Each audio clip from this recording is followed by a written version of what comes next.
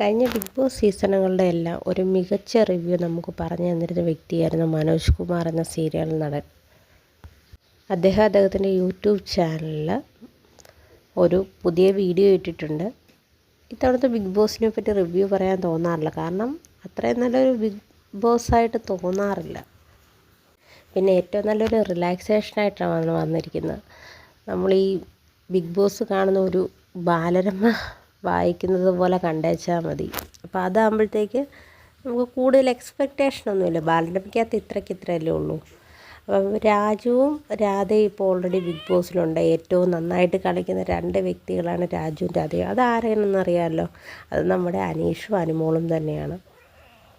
പിന്നെ ലുട്ടാപ്പിയായിട്ട് വന്നിരിക്കുന്നത് കുന്നംകുളം വീടായ ആര്യൻ. പിന്നെ ഡാങ്കിനിയായിട്ട് പറഞ്ഞിരിക്കുന്നത്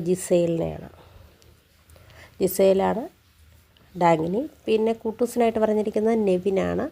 ഇവരുടെ 2 പേരുടെയും കൂടെ എപ്പോഴും കാണുമല്ലോ, അതാണ് കുട്ടൂസൻ.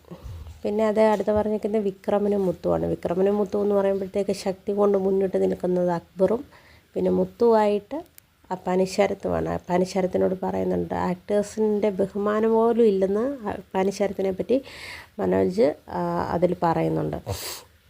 പിന്നെ ഗുൽമാലും ലൊട്ടിലൊടുക്കുമ്പോൾ അത് ബാലരമയിലെ പ്രധാന കഥാപാത്രങ്ങളായിരുന്നു, ശാസ്ത്രജ്ഞന്മാർ. അത് ഒനിയിലും അഭിലാഷുമാണ്. പിന്നീട് അവർക്ക് ഭയങ്കര ദേഷ്യവും പ്രശ്നങ്ങളും എല്ലാം കാരണം കൊണ്ടാണ്. കാരണം ഇത്രയും വേസ്റ്റായൊരു ബിഗ് ബോസ് എപ്പിസോഡ് ഇതുവരെ കണ്ടിട്ടില്ല എന്നാണ് പറയുന്നത്.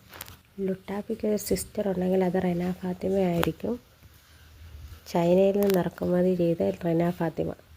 തൽക്കാലം ഷാനവാസ് രാജുവിൻ്റെയും രാധയുടെയും ബെസ്റ്റ് ഫ്രണ്ടായിട്ട് അവിടെ ഇരിക്കട്ടെ. ഇപ്പോൾ ഏതായാലും ബിഗ് ബോസ് കഥയിലൊരു മായാവി ഇല്ല. മായാവി വരണമെങ്കിൽ അത് വൈൽഡ് കാർഡ് എൻട്രി വരെ നമ്മൾ കാത്തിരുന്നേ പറ്റൂ.